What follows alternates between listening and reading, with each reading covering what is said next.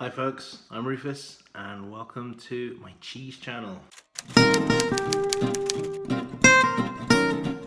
thought I'd start today with something a bit unusual. Most cheese that we eat is made from cow's milk, but you can make cheese from the milk of any mammal pretty much. I thought we'd start with the classic sheep's cheese, which is beautiful Feta. Now, Feta is from Greece, as I'm sure you know. It can be made with just ewe's milk, or it can be a mixture of goat's milk and ewe's milk. This one is ewe's milk only because I have some fairly serious issues with goat products. So ewe's milk is fine, and more than fine. It's absolutely delicious.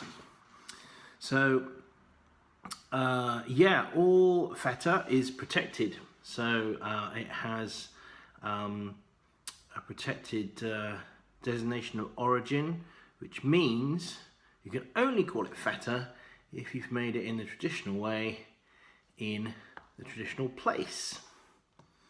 So it's very light. It's a very light cheese. As you can see, it's probably bleaching out a bit on the camera.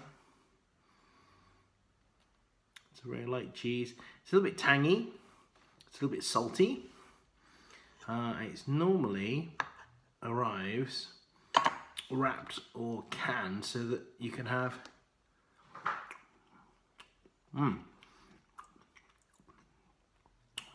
It's so tangy, it's lovely, but it's also got quite a strong lingering flavour.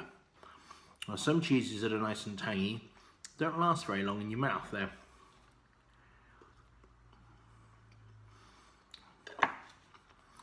The flavour just keeps developing. Lovely and rich, creamy. It's a wonderful thing to put in salads.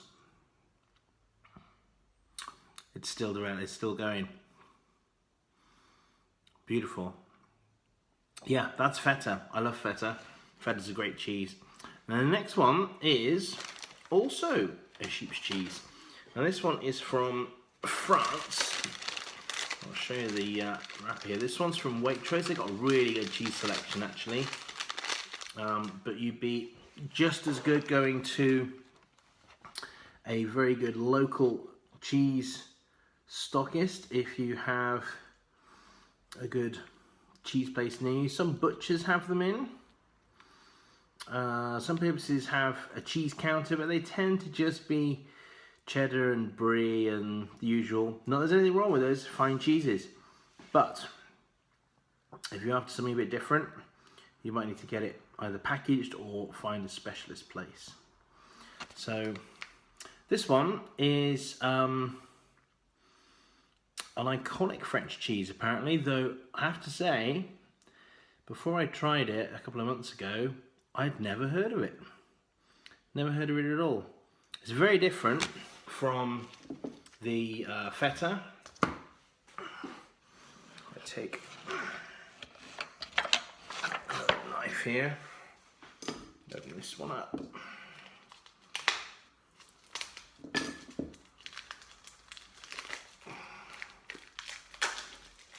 So this is a semi-hard cheese. Just move this lovely Feta out of the way. This is a semi-hard cheese. So it's not quite as hard as something like Gruyere, but it's still fairly firm. It's got a beautiful rind on it. Really lovely. Remember, you can eat the rind on cheeses, and you can also eat the white bits here that you see on there are mould. And that's not mould as in the nasty black stuff that grows in your shower or behind your loo. It is very specific moulds that grow on cheeses.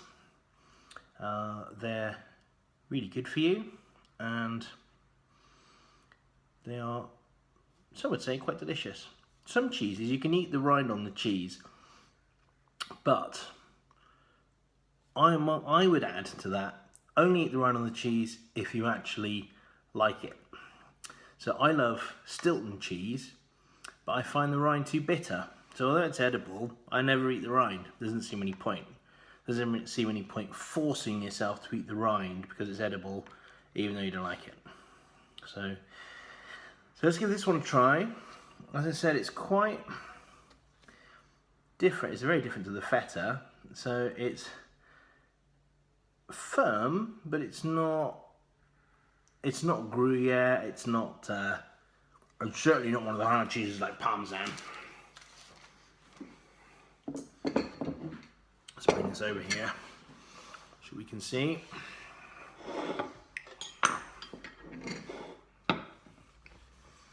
So here we go. I'll just pop this through there. We'll try a little piece.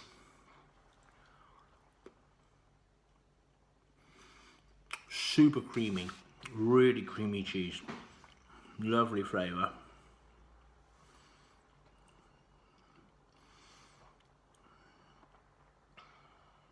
The rind is very mild. It's not a hard, bitter taste. It's actually quite nutty. Lovely flavour. Although it's very creamy, it's also got some strength to it. It's not a particularly smelly cheese. I mean, I can smell that it's cheese, but it's not, I wouldn't even say it smells as strong as cheddar, I would have thought. It's quite mild.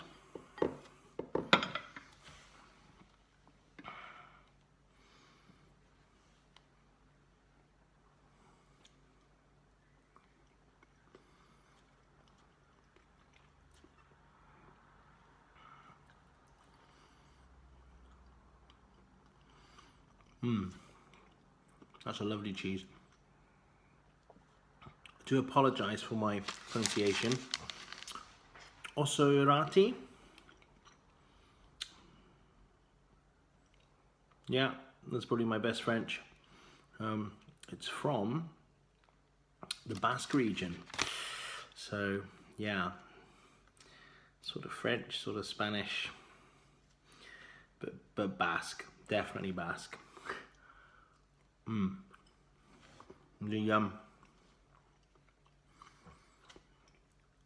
The flavour of the rind is not strong, but it stays with you. It's a lovely cheese, very, very lovely cheese. Now, I have just taken these out of the fridge. Fridge is a good place to store cheese, unless you have a specific cheese cellar, in which case that will be superior. The main thing with cheese is you don't want it to get too dry, but you also don't want it wrapped in plastic so that it's gonna sweat, because it will be nothing like it's supposed to be afterwards. These ones come in with a waxy paper. When you buy them, they also have a wrapping inside. So, I open this one up. This is Pecorino di Sardegna. Again, apologies for my pronunciation. This is an Italian cheese, also from ewe's milk. Oh, let's grab that. Grab this again. Now, very different looking cheese. As you can see, I've already had a pop at this one. I do like this one. Much harder, much firmer than Ossau Iraty. Don't know if you can see on there, the texture's a little different as well. This is very smooth and uniform, and this one is a little more like maybe if you bought a piece of Parmesan, the cheese itself. The rind obviously is very different. So I'm going to see if my little cheese wire is up to the job. Let's give this a try. Yeah, good old cheese wire. There we go. So there's a clean cut surface inside. As you can see, it is pretty much the same colour all the way through. That outside bit isn't like that just because it's old or anything. It kind of does look like that. Let's try the cheese.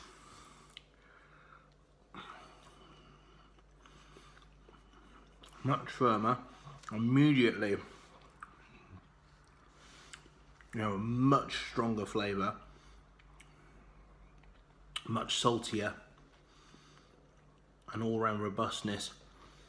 The flavour's still growing.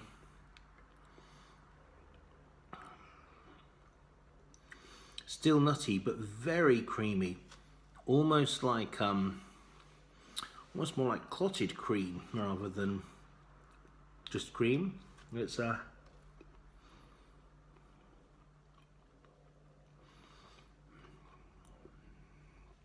think this would make a brilliant substitute for Parmesan if you wanted something with a bit of a different flavour.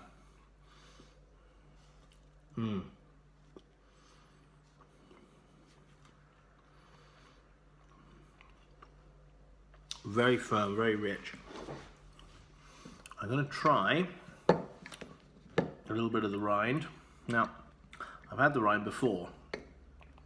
My earlier caveat about eating the rind if you like it definitely holds, I think, for this one. Come on. Yeah, there we go. So this rind is much tougher. It's a hard edge. Can't quite peel it off, but it's definitely more robust. Let's give it a try.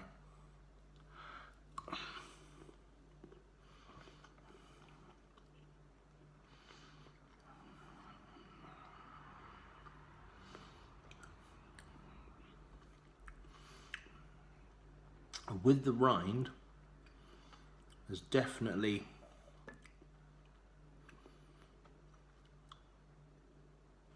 a hint of blue cheese coming through with the rind that you don't get if you have it without the rind.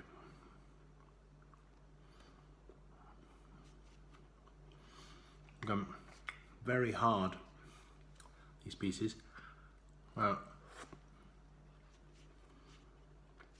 Would grate beautifully, I think.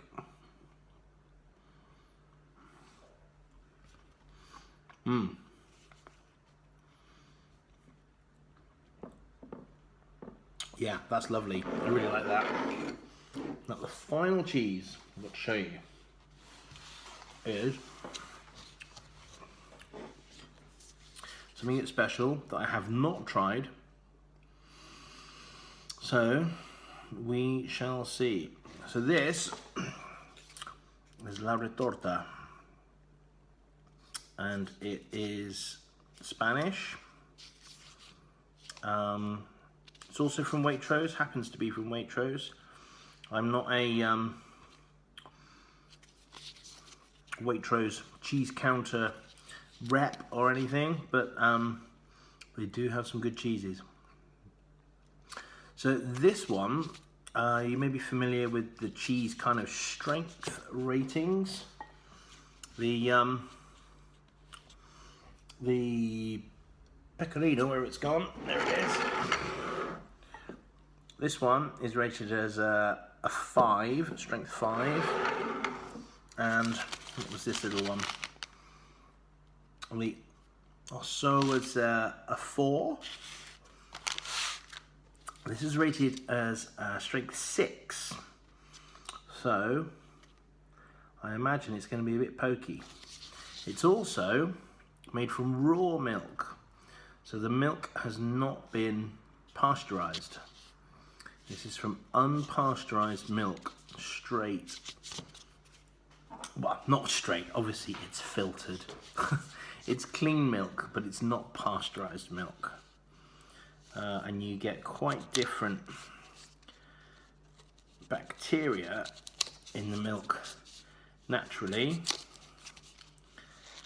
This is not recommended, by the way, for pregnant ladies, anyone with immune system problems, I don't know if there are any other problems in here, or young children. So because it's not pasteurized. So the reason we pasteurize milk is actually not to make the milk better, but because sometimes if the milk, wow, that is very strong. Sometimes if the milk is, or the cheese or the butter or whatever it is you're making from it, if it's a bit dodgy, a bit old, anything else, something to do with the care of the animals, means that there are things living in the milk that are undesirable. Most people would probably deal with that fairly well. You might get a runny tummy or something, but generally you'd probably be all right. However, if you were pregnant or elderly or a young child, or if you had an immune system issue, I would not recommend any unpasteurized raw products. So this cheese, the wonders of technology, I'm sat here recording this on my phone, able to talk to you, recording it in nice shiny 4K. One thing it can't capture is the smell, and wow, this is really pokey. It's a little bit soft. You might be able to see the colours here in our rind. It almost looks bruised. It's almost got a little bruise to it. I will try to do my best to correct the colours on here so that it looks as close as possible to how it looks. Right, I think we better get a clean knife for this.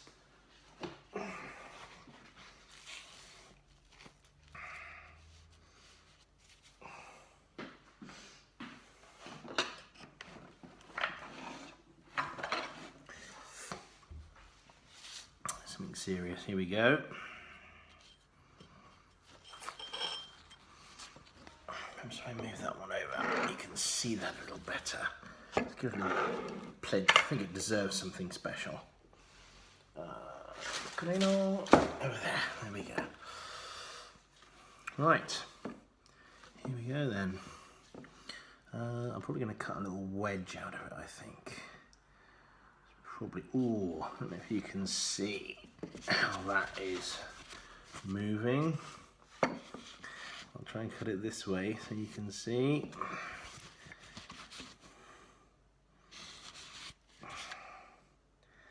That is incredibly soft.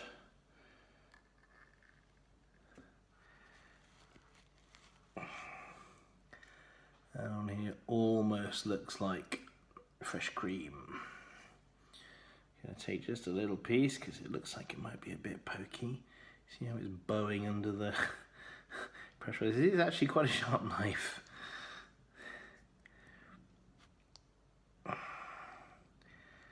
Okie dokie. Oh my word. I think this is going to be something a bit special, isn't it?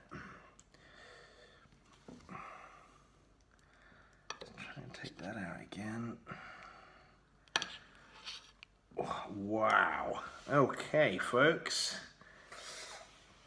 If you've ever had very ripe brie or anything along those lines, this, I think, is going to fit right into that category.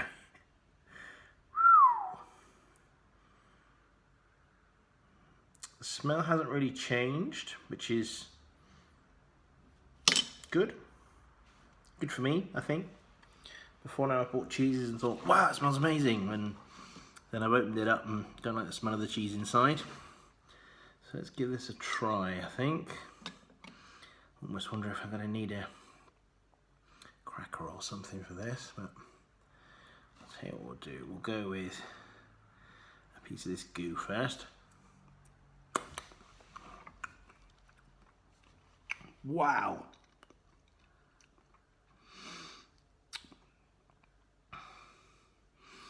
That is extremely strong. I think it's gone, which is rather strange.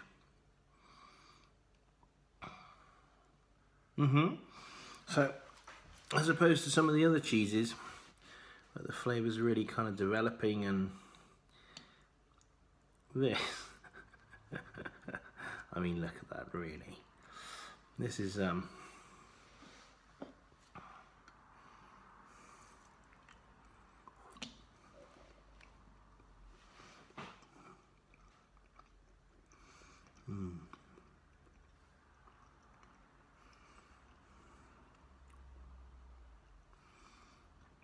I think this would be one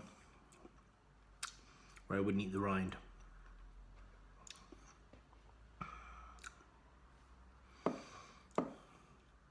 There's rustic, and then there's actually tasting like the floor of a barn.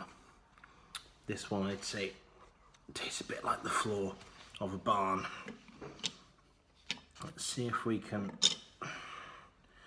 scrape a little more goo out of there.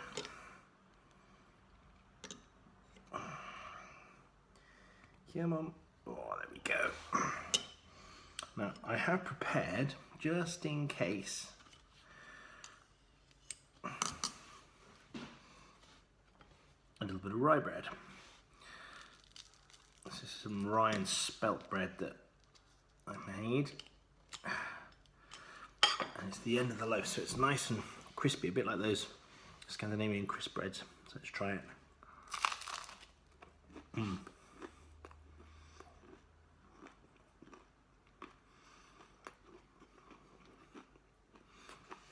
Yeah.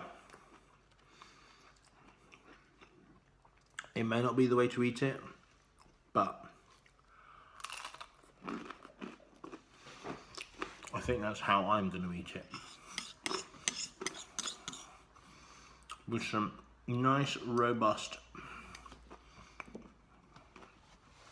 carrier. Let's see if we can get the rest of this right over here.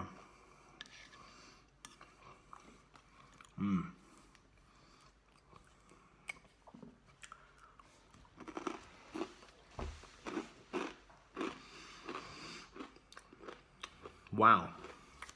You know, I'm quite often finish a cheese. If we look here, the edges are a little firmer. The middle obviously was just goo. But it's a little firmer. I was able to cut it inside. Now, I think the rest of this, see, really is actually trying to escape. I need to find something a bit more substantial to keep that in, if I expect to have any of it there afterwards. Wow, what a cheese. I'm thinking that's not one to pop in your sandwiches, but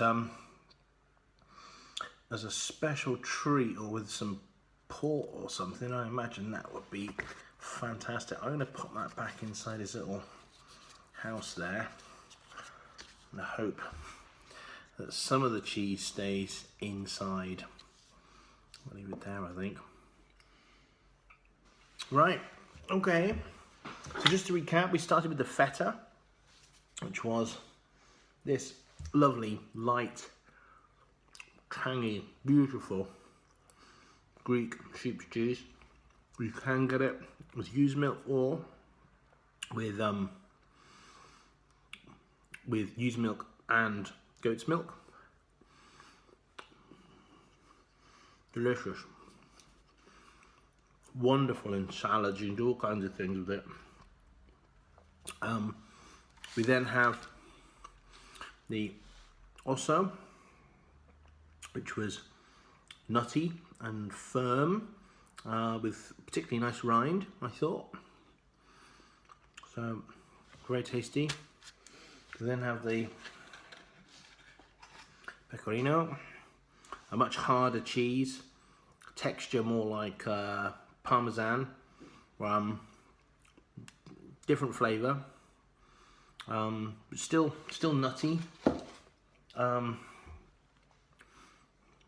Again, cheese stalwarts say that, you know, you must eat the rind. I am definitely of the opinion that eat the rind if you like the rind. It's perfectly edible. If you don't like the rind, it doesn't add to the cheese, and it tastes perhaps like you're eating cheese out of an ashtray or out of the cat's litter box. I'd say give it a miss. And then our final cheese, La Retorta, which I've put back in there. I don't know if you can see inside. It's actually disappeared in there. It's quite a cavern in there now.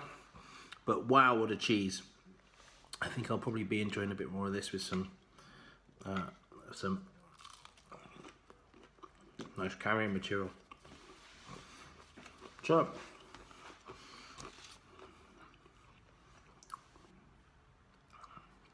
thanks so much for watching my first cheese video. I hope to bring you lots of cheese videos featuring, believe it or not, lots more cheese. So today was a bit of a sheep's cheese day, and yeah, enjoyable. So that's 4 fantastic sheep's cheeses.